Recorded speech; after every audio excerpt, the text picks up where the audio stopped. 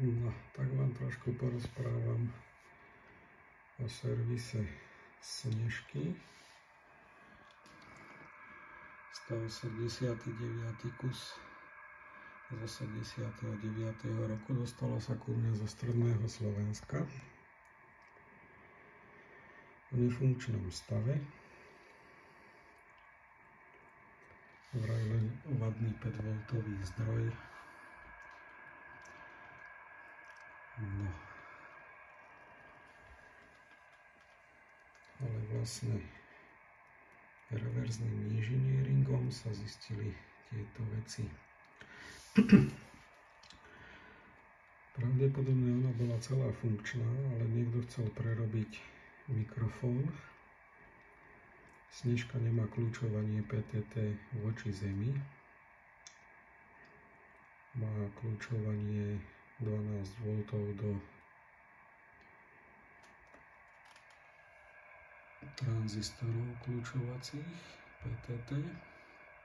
Niekto potreboval prispôsobiť mikrofón, ako je už bežným štandardom, že PTT sa kľúčuje voči zemi.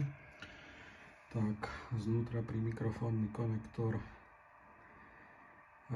nabastlil na vodiče nejaký tranzistor, 2 rezistory a snažil sa tú logiku prerobiť.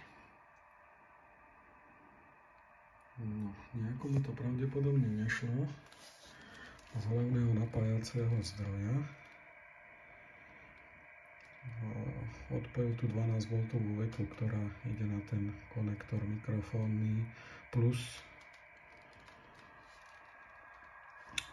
ako ovládacie referenčné napätie 5V zdroja, stabilizátora 723 a plus 12V pre syntézu a fázový záves. Takže celú túto dosku syntézy a fázového závesu. Odpojil ten drôtik, neviem čo sa udialo a pravdepodobne ho pripojil na inú pozíciu, kde je namiesto 12V 24 pre VF koncový stupeň. V celej tej vetve 12V pre tú syntézu tým pádom odpálil všetky tantalové kondenzátory, ktoré sú ako blokovacie pri integrovaných obvodoch, či už v referenčnom oscilátore 10 kHz, fázovom závese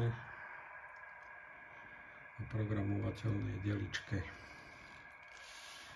Tie tantalové kondenzátory boli 15V, čiže oni pri tom vyššom napätí automaticky behli do tvrdého skratu, čož bola aj záchrana celej tej dosky, pretože tie CMOSy, ktoré sú tam použité, by tých 24V nezniesli, lenže tým, že išli tie tantaly do skratu, tak sa prakticky zachovali ako tranzil, vyskratovali to a zachránili integráče. Takže vymenili sa všetky tie tantaly za nové, plus tam zhoreli nejaké malé tlmivečky v napájacej vetve, tým, že to išlo do skratu. Integráče, ktoré si to jediné odniesli, bola 4020 v referenčnom oscilátore 10 kHz a 4046 ako fázový záves. Tieto dva integráče to nevydržali.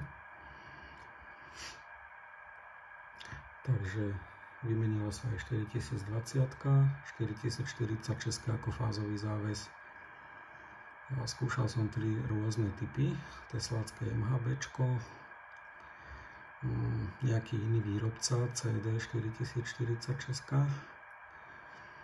a potom MCčko Motorola 14046, tá sa mi javila ako najlepšia, čo sa týka stability pri rozladiteľnosti, tá sa vždy pekne zavesila. Tie prvé dva typy boli také tupšie, náchylnejšie aj na zladenie. Takže 723 v zdroji, 4020, 4046, všetky tantalové kondenzátory 12V vetve pre celú dosku syntézy fázového závesu programovej deličky. Čo sa týka VF časti, či už príjmacia alebo vysielacia, je funkčná. Aj RX, aj TX. A není vidieť, že by do toho bolo nejako šahané. Ani cievky, ani súčiastky. Takže je to v pôvodnom stave. Časom sa potom pomerajú vlastnosti, ale zatiaľ som tú VF stránku nejako neriešil. Ako ďalšia etapa bude ešte treba vymeniť elektrolyty v hlavnom napájacom zdroji. Už za tie roky by si to zaslúžili. Ináč Snežka už teraz tým pádom plne funkčná. PLL-ko nesvieti, je pekne zavesené. V prechode medzi 144-145 preblikne, pekne sa zavesí a drží, nemá s tým problém. Ešte prefúkať a ošetriť potenciometre. No a ďalšia Snežka odservisovaná. Už som napočítal, je to 5. kus, ktorý servisujem, ešte o 2 kusov viem, ktoré bude treba spraviť, ktoré boli tu na turánskej kolektívke KME bývalej. No a toto jednu mám plne funkčnú, zrepasovanú a toto je ďalší kus.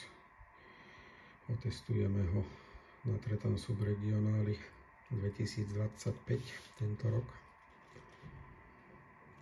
Je pekne zachovalá, neošúchaná, dá sa povedať, bývajú aj v horšom stave.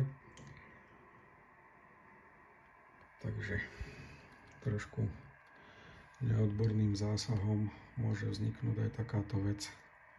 Možno pomýlením a možno aj nehodou, že sa ten vodič oprel na napätie tam, kde nemal. Takže to je Snežka 189. vyrobený kus v 89. Petr Žilka písal, že ich bolo zhruba 300 vyrobených, z toho asi 40 na vývoz. Nejaké tie drobné úpravy, ktoré boli písané v zborníku, už sú tu porobené, ale v celku pekne. To bola taká odbornejšia práca asi predtým. No a možno ešte ho trošku zveladíme. Pravdepodobne by som išiel do toho, že programovú deličku, ktorá je s CMOS obvodmi, dosť komplikovaná, ale na tú dobu sa to inak ani nedalo, by som mu nahradil MHB 03 20. Je to jednoduchá práca, jednoduchá výmena. Bude to stabilnejšie.